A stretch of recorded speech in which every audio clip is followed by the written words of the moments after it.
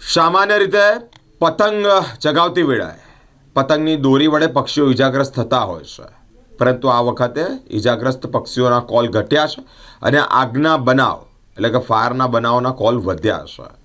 ઉત્તરાયણના પર્વ અંતર્ગત પક્ષીઓ ઘાયલ થતા હોય છે, પરંતુ આ વખતે પક્ષીઓના ઘાયલના કોલ ઘટ્યા છે. અલગ અલગ જગ્યા પર આગના બનાવો પણ વધ્યા છે.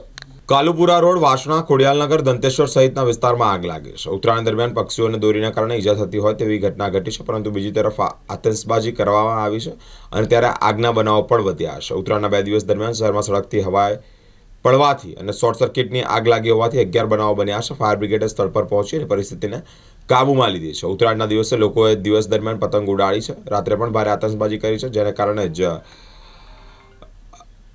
સળગતી હવાઈ પડવાથી આગની ઘટના પણ ઘટી છે. ધાબા પર સાઉન્ડ સિસ્ટમ મુકાતી હોય ત્યારે હાઈ વોલ્ટેજમાં વેરિએશન આવતા શોર્ટ સર્કિટના બનાવો પણ વધ્યા છે. રહેણાંક મકાનોના ગોડાઉન તરીકે ઉપયોગ કરાતા હોય તંત્રનું ધ્યાને આવ્યું છે.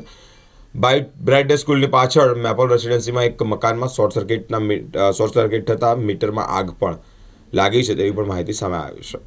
14 તારીખ અને 15 તારીખ 2 દિવસ દરમિયાન ટોટલ આગના બનાવ જે છે 17 જેટલા મળ્યા, જેમાં એક મેજર ફાયર કોલ હતો, મોટો આગ લાગી હતી જે સિનેમોલ ખાતે હતી.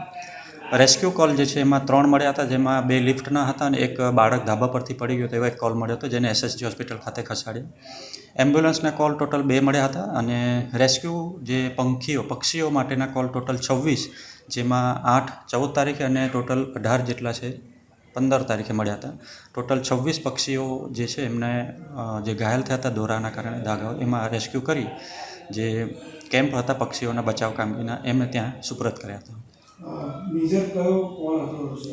મેજર જે ફાયર કોલ સિનેમોલ ખાતે ગઈકાલે જે થયો હતો 15 તારીખે એ હતો, અને જેમાં ભારત પેટ્રોલ પંપની એક્ઝેક્ટ બાજુમાં જે સિનેમોલ આવ્યો છે નટુભાઈ સર્કલ પાસે ત્યાં, અને વડોદરા ફાયર બ્રિગેડની ટીમ ઘટના સ્થળે તાત્કાલિક પહોંચી અને 15 થી 20 મિનિટમાં આગ કાબૂમાં મેળવી લીધી. નવરણ ટોકેટની આમે જે એક માણસ કે ધાબા પરથી બીજા ધાબા પર એ કેવી રીતે રેસ્ક્યુ કરવામાં? એ કોલ એવો મળ્યો એટલે તરત જ અમે ત્યાં ઘટના સ્થળે પહોંચ્યા અને એમ્બ્યુલન્સ દ્વારા એમને SSG હોસ્પિટલ ખાતે ખસેડ્યા હતા.